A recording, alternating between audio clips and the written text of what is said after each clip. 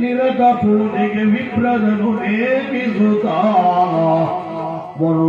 ವರುಷಕ್ಕೆ ಹಾಲ ಹಬ್ಬವ ವರ ಮಕರ ಸಂಕ್ರಮಣ ದಿನದಂದು ವರುಷಕ್ಕೆ ಹಾಲ ಹಬ್ಬವ ವರ ಮಕರ ಸಂಕ್ರಮಣ ದಿನದಂದು ವಿರಚಿಸುವ ತರದಲ್ಲಿ ನೇಮವನ್ನು ಕೈಯುವುದು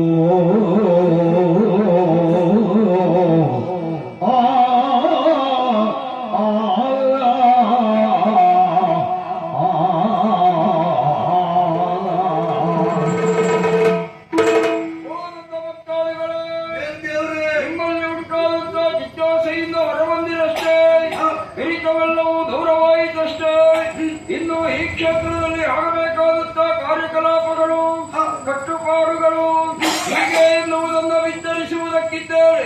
ಅದನ್ನು ನಿಮ್ಮ ಚಿತ್ತವಿತ್ತಿಯಲ್ಲಿ ಎಚ್ಚೆತ್ತುಕೊಳ್ಳುವುದರೊಂದಿಗೆ ಶ್ರದ್ಧಾಪೂರ್ವಕವಾಗಿ ಕಾರ್ಯರೂಪಕ್ಕೆ ತರುವಲ್ಲಿ ನೀವೆಲ್ಲರೂ ಒಂದಾಗಬೇಕು, ಮುಂದಾಗಬೇಕು. ನರವೊಂದು ದಿವ್ಯವಾದಂತಹ ದೇಗುಲವನ್ನು ನಿರ್ಮಿಸಬೇಕು. ಅಲ್ಲಿ ಈ ಸ್ವರೂಪದ ಪ್ರತಿಭೆಯನ್ನು ಪ್ರತಿಷ್ಠಾಪಿಸಬೇಕು.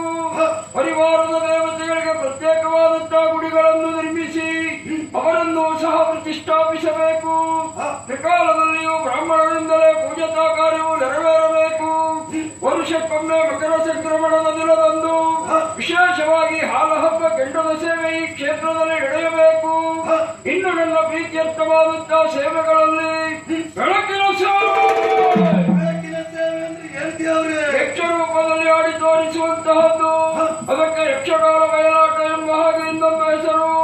ಯಾರು ಕಾಲದಲ್ಲಿ ಮಕ್ಕಳಿಲ್ಲದೆ ಇದ್ದವರು, ಮನೋವಾರತ್ಯ ವಿಚಾರದಲ್ಲಿ ಕಷ್ಟಕ್ಕೆ ತುತ್ತಾದವರು, ವ್ಯವಹಾರದಲ್ಲಿ ನಷ್ಟ ಹೊಂದಿದವರು ನನ್ನ ಪ್ರೀತಿಯರ್ಥವಾದಂತಹ ಬೆಳಕಿನ ಸೇವೆಯ ಹರಕೆ ಹೇಳಿಕೊಂಡರೆ ಬರುವ ಗಂಡೋತ್ತರವೆಲ್ಲವೂ ದೂರವಾಗುತ್ತದೆ.